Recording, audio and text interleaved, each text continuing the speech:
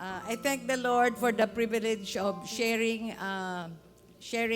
what the Lord has done uh, in my life through missions. No, I have been serving in the mission field for 14 years now. No, 14 years now, and I consider the mission the greatest achievement that the Lord has done in my life. No, so this is the, di ba, 30th mission trip na natin ito. So, I have been in the 26 times ako nakasaka sa bukid, no? So, happy good ako.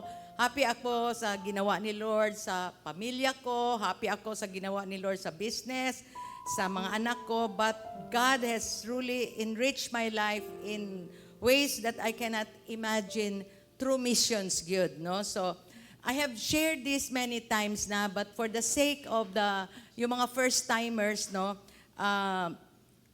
I want to encourage you regarding missions, because I believe that there are really no accidents in the Lord, no? Perfect good lagi ang timing ni Lord, no?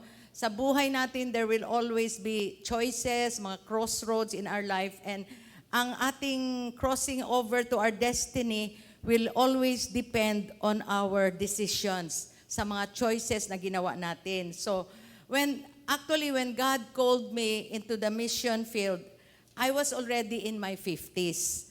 50s na ako. Actually, late bloomer talaga ako. Late bloomer ako, no? So, I never imagined na I could be a missionary. I never imagined na dadun ko ni Lord sa mountains, and I never planned to be a missionary. I was one of the first missionaries in the Lumad ministry. I remember vividly when Pastor Ives invited us, no, mga pila lang mi kabuok, no, invited us to join him in the work, no. Grabe gyud ang hesitation ko. I was a reluctant missionary because city girl manggod ko, and wala gid ko I am not the type of person na mahilig gani yan mag mountain climbing, musakag mga bukid ing ana. So that is not my personality. I will always choose the comfort of city living, no, kung papilion gyud ko. Pero when nagpray ako, I was asking the Lord kung, Lord, gusto mo ba gyud ako magpunta sa mission field, no? Ang instruction niya was really very, very clear, good, no? Nakinig ako ng isang voice preaching. And then, it was as if the Lord was really speaking directly to me through that preacher, no? Di ko talaga makalimutan yung sabi ng preacher, do not build a spiritual jacuzzi na ikaw lang naga-enjoy, no? Step out of your comfort zone. And then he was really shouting, sabi niya, step out, no? Reach out, no? God did not save you just to be comfortable. God saved you and redeemed you because He has a mission for you. So, ganyan ang So, grabe gid ang sa akin yung impact sa akin ng preaching na yon. So, right then and then, nag-repent ako, nangayo kong pasaylo sa Ginoo, na nag-hesitate ako, and then I said yes, no? So, naghilak gid ko sa Ginoo, and then I never regretted. Sabi ko nga, I never regretted God for bringing me to the mountains. Kaya nga, kuminsan ginasabi ko, I am living in the best years of my life. You know, when we first entered the area, it was during the time na wala pang karsada, walang CR, walang tubig, walang kuryente, no? Walang building. Wala yung building, no? Yung building natin na multipurpose, no? Very primitive pa kaayo ang living condition sa Pakupako. At nagabagtas pag yun kami noon. Bagtas yun me for 1 hour, no? From Quiataw up to sa Pakupako. And then, we live in tents. We stayed in tents. Tents pag yun me. I remember yun, di kong makalimtan, lapok yun kaayo ng Pakupako. Lapok yun siya na, basta grabe ka lapok yang. So basically, ang mga tao na nagapuyo diha sa area na yan are not believers of Jesus pa. No, daghan pag yun sa ila, daghan pag yun silang mga tuo-tuo pagani, mga bilip-bilip nila. So when we started going to Arakan, it was really unpredictable. No, the whole thing was unpredictable because anything can happen. Hindi mo gid maalaman ba? Because you are exposed to danger.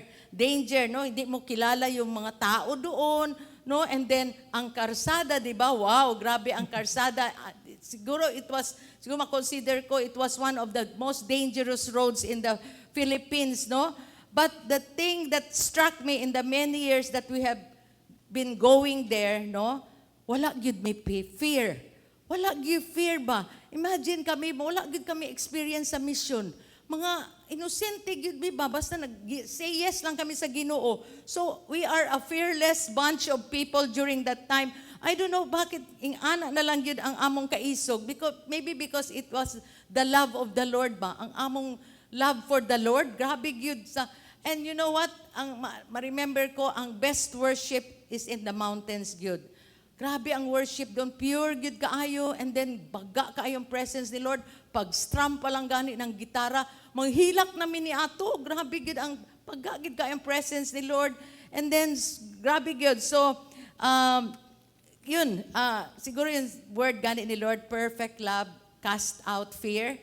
Yun. So wala kaming fear noon. So naramdaman gyud namin yung presence, yung protection ni Lord sa aming lahat, no?